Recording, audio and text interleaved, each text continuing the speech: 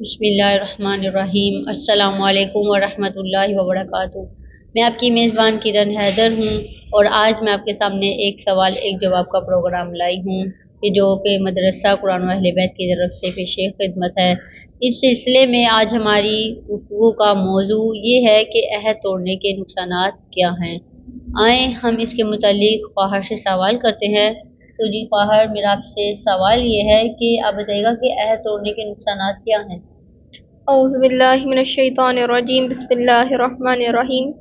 جی سب سے پہلے تو میں آپ کو یہ کہنا چاہوں گی کہ واقعی آپ نے ایک بہت اچھا سوال کیا ہے اور ہم سب کو پتہ ہونا چاہیے کہ عہد توڑنے کے کیا نقصانات ہیں تاکہ ہم سب اپنے عہد کو پورا کر سکیں۔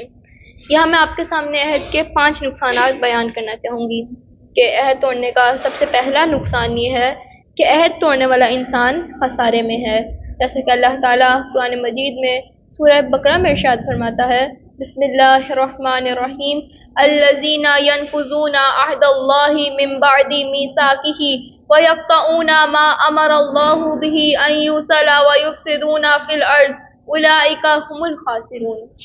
خداوند متعال ارشاد فرماتا ہے الذین ینقضون عہد اللہ، کہ جو شخص بھی اللہ کے عہد کو توڑ دیتا ہے، اس کے آگے فرمایا اولئک هم الخاسرون، یہی وہ لوگ ہیں جو خسارے میں ہیں، یعنی عہد توڑنے والا خسارے میں ہے۔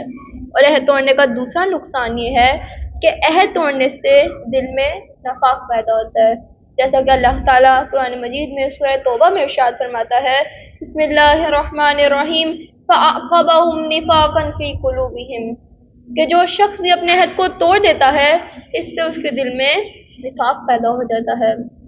اور عہد توڑنے کا تیسرا نقصان یہ ہے کہ عہد توڑنے والا بے دین ہے، جیسے کہ رسول خدا صلی اللہ علیہ وآلہ وسلم ارشاد فرماتے ہیں، لا دین لمن لا عہد لہ، کہ جو شخص بھی اپنے عہد کو توڑ دیتا ہے اس کا کوئی دین ہی نہیں ہے، یعنی عہد توڑنے والا بے دین ہے۔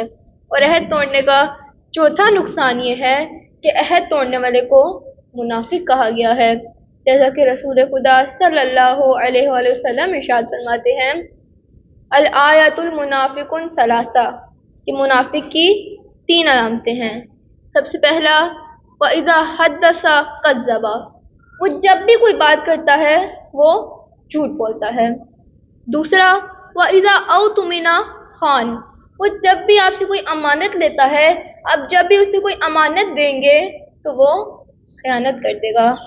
اور تیسرا وَإِذَا وَعَدَ أَخْلَفَ، وہ جب بھی آپ سے کوئی وعدہ کرے گا وہ اپنے وعدے کو توڑ دیتا ہے، یعنی وعدہ توڑنا منافق کی علامت ہے۔ اس سے ہمیں پتہ ہی چلتا ہے کہ وعدہ توڑنے کا نقصان یہ ہے کہ انسان منافق کہلاتا ہے۔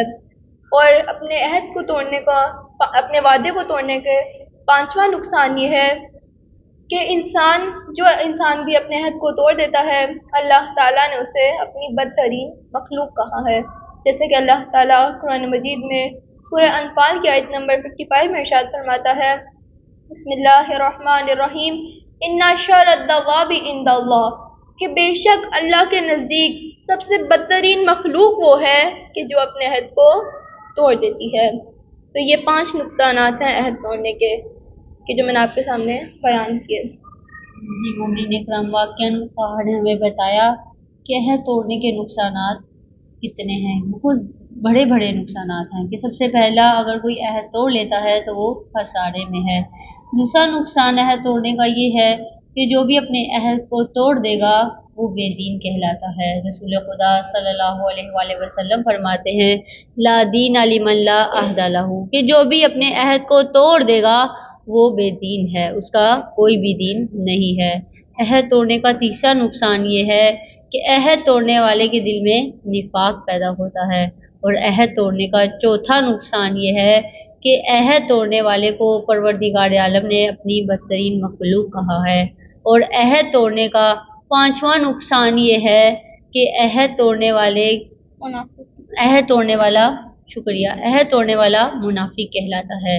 تو ہمارے لیے ضروری ہے کہ اگر ہم کسی سے بھی عہد کریں اور اس عہد کو ہمارے لیے ضروری ہے کہ ہم اس عہد کو پورا کریں، کیونکہ اگر ہم اس عہد کو پورا نہیں کریں گے، اپنے کیے ہوئے وعدے سے پھر جائیں گے، اپنے کیے ہوئے وعدے کو پورا نہیں کریں گے، تو یہ تمام جو نقصانات میں ہے ہم خسارے میں ہوں گے، ہم بے دین کہلائیں گے، ہم منافق کہلائیں گے، ہم بدترین مخلوق کہلائیں گے۔